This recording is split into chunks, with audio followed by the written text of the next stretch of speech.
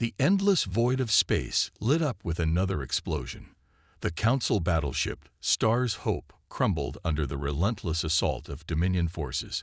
Its death marked yet another loss in a war that had lasted 3 centuries too long. Admiral Tom Walker of the Council forces watched from his command bridge as the debris scattered across the battlefield. His gray eyes reflected the distant explosions, and his weathered face showed the weight of too many similar losses. The Dominion was winning, and everyone knew it.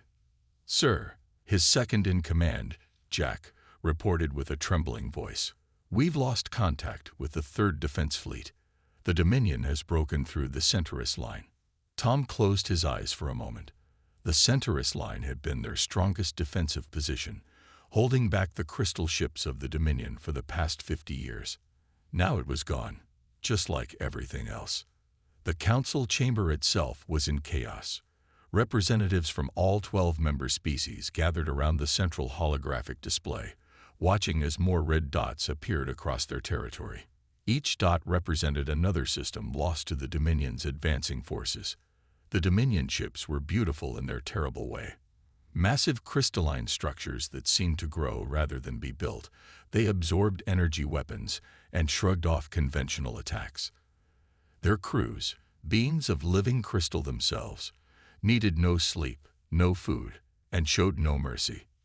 "We cannot hold the core worlds for more than another cycle," announced Representative Mark, his blue-tinted skin pale with worry. As the eldest member of the Council, his words carried weight. "Our best scientists have failed to counter their crystalline technology. Our strongest weapons barely scratch their hulls." The Council's military might had once been legendary. 12 species, each masters of different technologies, united under one banner. They had maintained peace across known space for 10,000 years, until the Dominion arrived. The first attacks came at the outer colonies. Crystal ships appeared from unknown space, their intentions clear from the start. They didn't communicate, didn't make demands. They simply began to absorb worlds into their empire, converting entire planets into crystal gardens that served as bases for their ever-growing fleet. Tom remembered the first major battle, 300 years ago. He had studied it countless times at the Academy. The Council's finest fleet, 10,000 ships strong, faced off against a Dominion force half their size. The battle lasted weeks. When it ended, only 100 Council ships remained. The Dominion lost nothing.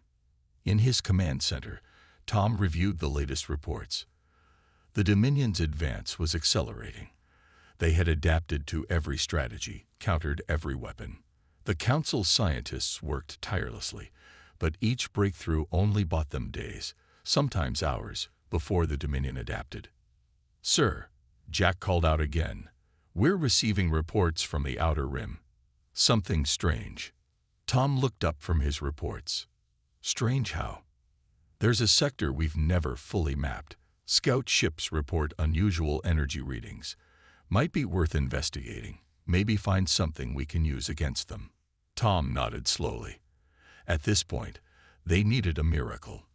The Council's mighty civilization was falling piece by piece. Their people were being displaced by the millions, refugees flooding into the ever-shrinking safe zones. The war had changed everything. The Council, once focused on art, science, and exploration, now poured all resources into military development. Children were born and grew old knowing nothing but war. The oldest Council members could barely remember peace. As Tom's ship changed course toward the Unmapped Sector, he thought about all they had lost. Not just lives and territories, but their way of life. The Council had prided itself on its civilization, its culture, its advancement. Now they were fighting for mere survival. Little did Tom know, in that unexplored sector lay the answer to their prayers. But it wasn't the answer anyone expected. It came in the form of a small blue planet, harboring a species that would change the course of the war forever. The scout ship Light Seeker drifted silently through the unexplored sector. Its captain, Ray, stood at the observation deck, his eyes fixed on the strange readings on his display. After 30 years of scouting for the Council, He had never seen anything like this. "Captain," called out his sensor officer, "we're picking up artificial signals. Lots of them. They're coming from the third planet in this system." Ray moved closer to the main screen. The planet was beautiful: blue oceans, white clouds, green and brown landmasses. But what caught his attention were the objects orbiting it. Satellites, thousands of them. Primitive by Council standards, but fascinating in their design. "Are they Dominion?" Ray asked, though he already knew the answer. These constructions were nothing like the crystal technology of their enemy. "No, sir. This is different. The planet has an atmosphere of nitrogen and oxygen, and there are artificial structures visible on the surface. It's inhabited." Ray ordered the ship closer, maintaining their stealth field. As they approached, more details became clear. The inhabitants were building ships, warships. But these vessels looked unlike anything Ray had ever seen. One of these ships caught his attention. It was conducting what appeared to be a weapons test. Ray ordered all sensors to focus on it. What happened next made his jaw drop. The human vessel fired what looked like a simple projectile weapon. But when the projectile hit its target, an old satellite they were apparently using for practice, it didn't just destroy it. The target simply ceased to exist, along with a perfect sphere of space around it. "That's impossible," muttered Ray's science officer. "They're using localized space-time manipulation as a weapon." But that's beyond even theoretical Council technology. They watched for hours, documenting everything. These beings, humans, they learned from intercepted communications, had developed technologies that worked on completely different principles than anything known to the Council or the Dominion. Their ships didn't use standard propulsion. They seemed to skip through space itself. Their weapons didn't rely on energy or kinetic impact. They manipulated the fundamental forces of the universe. And most surprisingly, they had achieved this while being completely isolated from galactic civilization. "Sir," the communications officer called out urgently, "I've been analyzing their data networks. They're preparing for war." "Against whom?" Ray asked. "They don't even know about the galactic community." "Against anyone. Their entire military doctrine is built around being ready for first contact. They have thousands of scenarios planned out. They're expecting aliens, sir, and they're ready for them to be hostile." Ray watched as another human ship appeared out of nowhere, using some kind of instant transmission technology that their sensors couldn't even track properly. The ship was small, perhaps a quarter the size of a Council cruiser, but its power readings were off the charts. "Send everything we have back to Council Command," Ray ordered. "And I mean everything. They need to see this." As the data transmitted through their quantum network, Ray continued observing. The humans were conducting military exercises, but they were unlike any he had seen before. Instead of the organized formations favored by the Council or the overwhelming swarm tactics of the Dominion, the humans fought with controlled chaos. Their ships moved in ways that should have been impossible, using maneuvers that seemed to ignore the laws of physics. "Sir," his second-in-command spoke softly, "do you think, could they help us?" Ray watched as a human vessel, barely visible to their advanced sensors, executed another impossible maneuver. "They might be our only hope. But first, we need to convince the Council to break first contact protocols." He looked at the beautiful blue planet one last time before ordering their retreat. In all his years of scouting, he had never found anything this significant. The Council would have to act fast, before the Dominion discovered this world too. What Ray didn't know was that the humans had detected their presence all along, and they were already preparing for their first official contact with galactic civilization. The Council chamber had never been so quiet. The leaders of 12 civilizations sat in stunned silence as they watched the recordings from the scout ship. On the main display, a human vessel performed what should have been impossible, disappearing from one location and appearing in another instantly without any visible transition. "We must contact them immediately," said Admiral Tom, breaking the silence.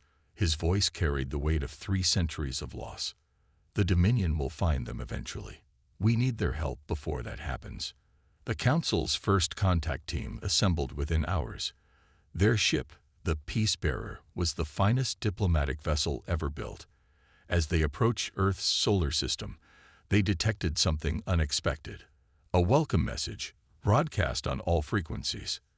To the alien vessel approaching Earth, the message played in perfect Council standard language. We've been expecting you. Please proceed to the following coordinates for diplomatic contact. The Council team looked at each other in surprise. Not only had the humans detected them despite their advanced stealth technology, but they had also already deciphered their language. At the designated coordinates, orbiting high above Earth, they found a human space station. It was elegant in its simplicity, yet their sensors detected defense systems that made even veteran Council military officers nervous. The human delegation was waiting for them. 5 individuals, dressed in simple but dignified uniforms, stood ready in the station's meeting chamber. Their leader, Admiral James, stepped forward with a warm smile. "Welcome to Earth," he said, speaking in Council standard. "We've been monitoring your war with the Dominion for some time now." The Council delegation was speechless. Their leader, Ambassador Bill, finally found his voice. How is this possible? We never detected any human observation ships." James's smile widened slightly. "Our observation technology doesn't require ships. We've developed ways to watch distant events without being physically present. We call it quantum viewing." The meeting that followed was unlike any first contact in Council history. The humans weren't surprised by anything. They had been studying the galaxy for decades, watching, learning, and preparing. "Why didn't you contact us sooner?" Ambassador Bill asked. "We needed to be ready," James replied simply. "Our history taught us that rushing into galactic affairs unprepared would be disastrous. We wanted to enter the galactic stage on our own terms." The humans shared some of their technological achievements. They had developed their technology along completely different lines than either the Council or the Dominion. While other civilizations focused on manipulating energy and matter, humans had learned to manipulate space, time, and probability itself. "Your weapons," one Council scientist asked, "how do they bypass Dominion shields?" "They don't bypass them," James explained. "They remove the probability of the shields existing in that specific moment. You can't block something that rewrites local reality." The Council delegation was both amazed and slightly terrified. The humans had developed these technologies in isolation, without any guidance or influence from other civilizations. Their solutions to universal problems were completely unexpected because they had never been told something was impossible. "We need your help," Ambassador Bill finally said, laying out the Council's desperate situation. "The Dominion is winning. They've already conquered half the galaxy." James nodded. "We know. We've been watching their advance, studying their tactics, analyzing their technology. We believe we can stop them." "How can you be so confident?" Tom asked. "The Dominion has defeated everything we've thrown at them for 3 centuries. "Because," James replied, "they've never faced an enemy who could change the rules of reality itself. Their crystal technology is impressive, but it still operates within normal physics. We don't." As the meeting concluded, the Council delegation realized they had found more than just allies. They had found a civilization that had prepared specifically for this moment, developing technologies and strategies specifically to face threats like the Dominion. The humans would join the war, and they would bring with them weapons and tactics that would change everything. The galaxy was about to witness something unprecedented, human warfare at its finest. Earth's global defense chamber was packed. Representatives from every nation sat around the massive circular table, holographic displays showing the current state of the galaxy floating above its center. Admiral James stood before them, presenting what they had learned from the Council delegation. "The Dominion has conquered half the galaxy," he said, pointing to the red-colored territories on the map. "At their current rate of advance, They will reach Earth in approximately 5 years. The chamber remained silent. They had prepared for this moment for decades, but now that it had arrived, the weight of the decision felt heavier than ever. "What are our options?" asked the defense minister, an older woman named Anna who had helped develop Earth's first quantum weapons. James touched a control, and the hologram changed to show Earth's military assets. Thousands of ships, each equipped with technology that the rest of the galaxy considered impossible. Weapons that could rewrite local spacetime, engines that ignored normal physics, shields that existed in multiple realities simultaneously. "We have 3 choices," James explained. "First, we can remain neutral and prepare to defend only Earth. Second, we can evacuate the Council species to Earth-controlled space and create a defensive line. Or third," he paused, looking around the room, "we can take the fight to the Dominion." The room erupted in discussion. Earth had never fought an interstellar war before. Their military was powerful but untested against alien forces. The Dominion had been fighting and winning for centuries. "What makes us think we can succeed where 12 advanced civilizations failed?" asked General Robert, his voice cutting through the noise. James smiled and pressed another button. The hologram showed a simulation of human military tactics against Dominion forces based on their observations. "The Council and Dominion both fight conventionally," he explained. "They used energy weapons, kinetic weapons, and traditional shields. They fight in formation. They follow expected patterns. We don't." The simulation showed human ships using their unique technologies. Quantum torpedoes that removed their targets from reality. Probability drives that let ships appear anywhere they had a non-zero chance of being. Time-shifted weapons that hit their targets before they were fired. "Their crystal technology is impressive," James continued, "but it's still bound by normal physics. Our weapons operate on different principles entirely. They can't defend against what they can't understand." The room grew quiet again as the implications sank in. Humanity had spent decades preparing for this moment, developing technologies specifically designed to counter threats they hadn't even met yet. "What's the proposed battle plan?" Anna asked, leaning forward. James brought up another hologram, showing key Dominion installations, a simultaneous strike on their primary military installations. "Our ships can arrive at every target at exactly the same moment using quantum tunneling. No warning, no chance to adapt. Total warfare measured in hours, not years." "And the civilian populations?" someone asked from the back. "Our weapons are precise," James assured them. "We can remove military targets without harming civilian structures. This isn't about conquest. It's about stopping an aggressive empire and protecting innocent lives." The debate continued for hours. They discussed strategies, risks, and moral implications. Earth's military had been built on a singular philosophy: overwhelming force applied precisely and decisively. Finally, the Council President stood up. The room fell silent. "We've spent 50 years preparing for this moment," she said. "We developed these technologies not for conquest, not for power, but to protect those who might need our help. The galaxy needs our help now." The vote was unanimous. Earth would join the war. As the chamber emptied, James looked at the hologram one last time. Soon, the Dominion would learn why humanity had been so careful, so thorough in their preparations. They would learn why Earth's motto had always been "Hope for peace, prepare for war." The orders went out immediately. Around Earth, the most advanced fleet in galactic history prepared for battle. The war that had lasted for centuries would end in hours. The Council observation post watched as thousands of human warships emerged from Earth's orbit. Each vessel was a masterpiece of engineering, their dark hulls seeming to bend light around them. Unlike the elegant curves of Council ships or the crystalline structures of Dominion vessels, human ships were built with pure function in mind. Admiral James stood on the bridge of the flagship, humanity's pride. Around him, crew members worked at their stations with practiced efficiency, Every person on every ship had trained for this moment their entire lives. All ships report ready, his second-in-command reported. Quantum drives charged, reality weapons primed, probability shields at maximum.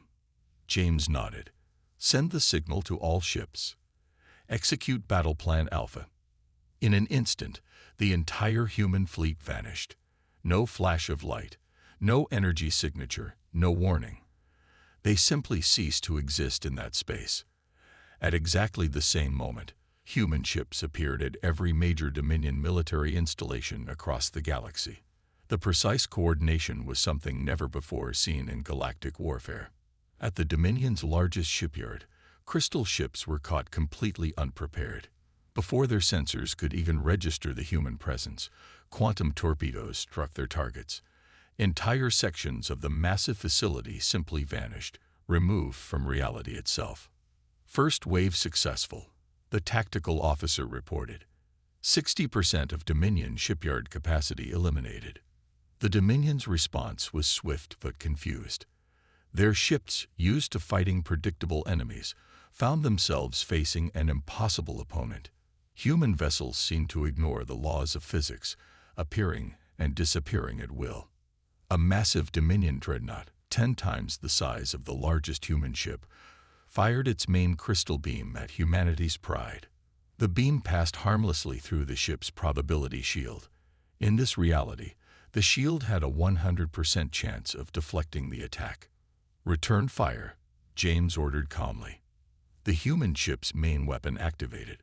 Unlike conventional weapons, it fired a burst of concentrated temporal energy.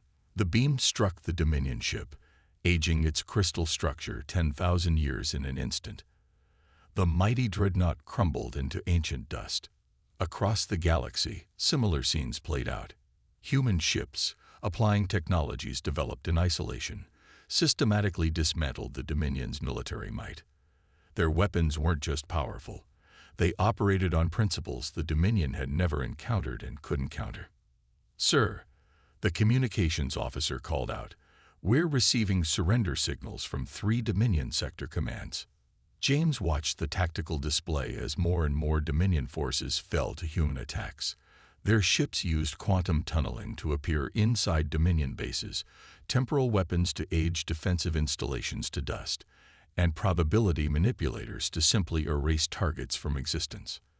The Council forces, watching from their territories, could hardly believe their eyes. The same Dominion fleet that had terrorized them for centuries was being systematically taken apart by human ships. "Status report," James commanded. "All primary targets neutralized. Secondary targets at 70% elimination. Dominion command structure is in chaos. No civilian casualties reported. Time elapsed, 45 minutes. The efficiency of the human attack was unprecedented. Where the Council had fought lengthy battles of attrition, human forces simply appeared, struck with overwhelming force, and moved on to the next target. On the main display, a Dominion defense station tried to adapt to human tactics. It modified its shields, adjusted its weapons, but it didn't matter. The human ship attacking it simply shifted the probability of the station's existence to 0. It vanished without a trace. "Sir," his second-in-command reported with a hint of awe in his voice, "at current pace, we'll achieve all primary and secondary objectives within the next 2 hours." James nodded. Humanity had spent decades preparing for this moment. Their ships, their weapons, their tactics, everything had been developed with one goal in mind: to end wars quickly and decisively. The Dominion was learning, too late, why humans had always said that proper preparation prevents poor performance.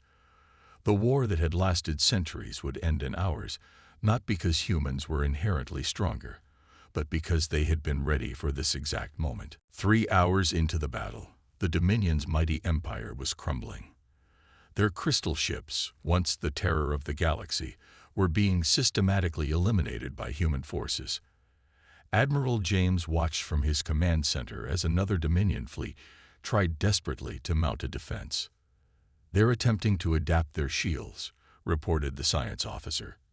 "They're channeling more power into their crystal matrices." James almost felt sorry for them. The Dominion didn't understand that conventional defenses meant nothing against human weapons. Their ships didn't fire energy beams or projectiles. They rewrote the laws of physics themselves. "New contact," called out the sensor operator. "Massive crystal ship emerging from hyperspace. It's 3 times larger than anything we've seen before." On the main display, a massive crystalline structure appeared. The Dominion's supreme flagship, never before seen in battle, had finally joined the fight. Its surface sparkled with energy that could destroy entire fleets. "Interesting," James said calmly. "They kept this one hidden. Target their flagship. Let's show them why size doesn't matter against our weapons." The human fleet moved with perfect coordination. 3 ships appeared around the massive crystal vessel, their quantum drives allowing them to ignore normal space travel. The Dominion flagship fired, its crystal beams powerful enough to shatter planets. But the beams passed harmlessly through the human ships.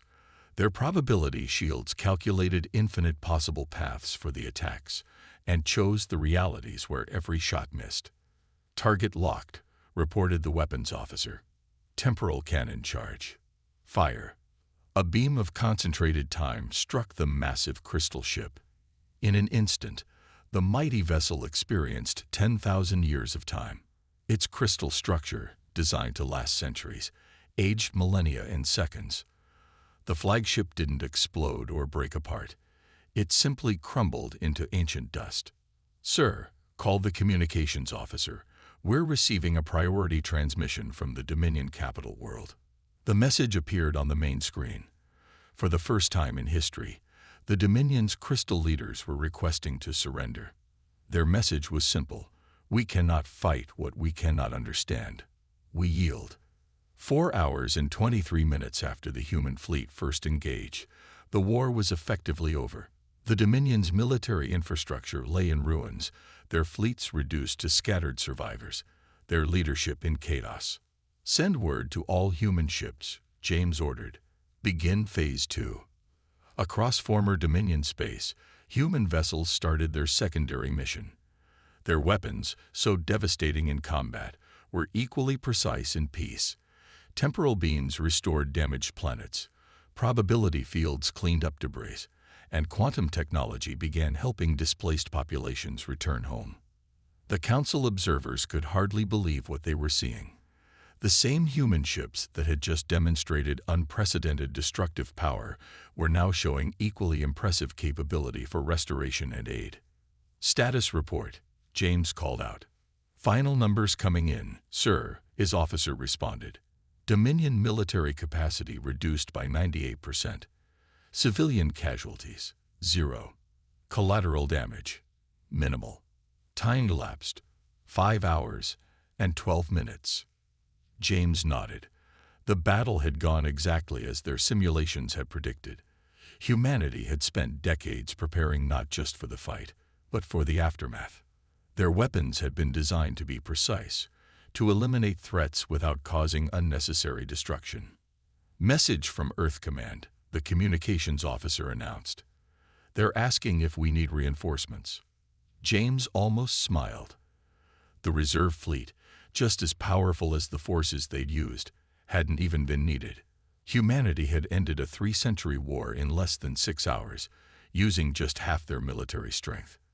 "Tell them negative on reinforcements," James replied. "But request humanitarian ships. We have millions of displaced people who need help rebuilding." As the adrenaline of battle faded, the human fleet began its new mission. They had won the war with overwhelming force, but now came the equally important task: showing the galaxy that humanity's real strength lay not in their ability to destroy, but in their commitment to help and protect others. The hours of battle were over. The time for healing had begun. 1 month after the hours of battle, the galaxy was still coming to terms with what had happened. In the Grand Council chamber, representatives from all species, including the Reformed Dominion, gathered to discuss the new era of peace. Admiral James stood before them, his uniform now bearing the combined insignia of both Earth and the Galactic Council. The room was packed. Everyone wanted to hear humanity's perspective on their swift victory. The question we keep hearing, James began, is why Earth developed such overwhelming military power while remaining isolated and peaceful. The answer is simple. We read our history books. The chamber fell silent, waiting for his explanation. In Earth's past, whenever a more advanced civilization met a less advanced one, the results were often devastating for the less prepared society. So when we first looked to the stars, we made a decision. We would advance in secret, develop technologies that no one would expect, and be ready to protect not just ourselves, but anyone who needed help. The council members listened intently as James brought up a holographic display showing the restoration efforts. Human ships were using their reality-altering technology to repair worlds damaged by centuries of war. Temporal weapons, once used to age crystal ships to dust, were now reversing damage to civilian structures. Our greatest achievement wasn't winning the war, James continued. It was winning it without destroying what we were trying to save. In the audience, Admiral Tom of the Council forces nodded in agreement. He had seen firsthand how human ships had disabled Dominion military installations while leaving civilian structures untouched. Their weapons could have easily destroyed everything, but they chose precision over pure destruction. A reformed Dominion representative, their crystalline form shimmering in the light, stood up. We never understood why our attacks failed so completely against human forces. Can you explain? James smiled. Your civilization developed technology by building upon existing principles. Each advancement was a logical step from the last. But humanity, isolated and paranoid about alien threats, took different paths. We ask ourselves, what if the laws of physics weren't absolute, and then found ways to prove they weren't? The chamber erupted in discussion. The implications were staggering. Humanity hadn't just won a war. They had demonstrated an entirely new way of approaching technological development. And now, James continued once the room quieted, we offer this knowledge to all. Earth will share our technology, our understanding, our different way of thinking. But with conditions. He looked around the room, his expression serious. These advances must never be used for conquest. Earth will remain the guardian of peace in this galaxy. We ended one war in ours. We can, and will, do it again if necessary. The vote that followed was unanimous. The galaxy would enter a new age of peace and cooperation, with Earth as its protector. The Council would continue to govern, but now with humanity's guidance and protection. As the meeting concluded, Admiral Tom approached James with a question that had been bothering him. Your ships, your weapons, they could have conquered the galaxy in days. Why didn't you? James's answer was simple, because that's not who we are. Earth developed its military power for one purpose, to protect those who cannot protect themselves. Conquest was never our goal. Protection was. 1 year later, the galaxy had changed dramatically. The former Dominion worlds were rebuilt, their crystal cities now shining beacons of peace rather than war. Council space flourished with new technologies adapted from human understanding. Earth's fleet maintained its vigilant watch, ready to defend any who needed protection. In the renamed Chamber of Unity, where all species now met as equals, a simple plaque hung on the wall. It bore Earth's message to the galaxy. We prepared not for war, but for the day someone would need our help. We built our strength not to conquer, but to protect. And we stand ready to do it again, anytime, anywhere, for those who cannot stand alone. The war was over. The age of peace had begun, and humanity had proven that true strength lies not in the ability to wage war, but in the wisdom to know how to end it.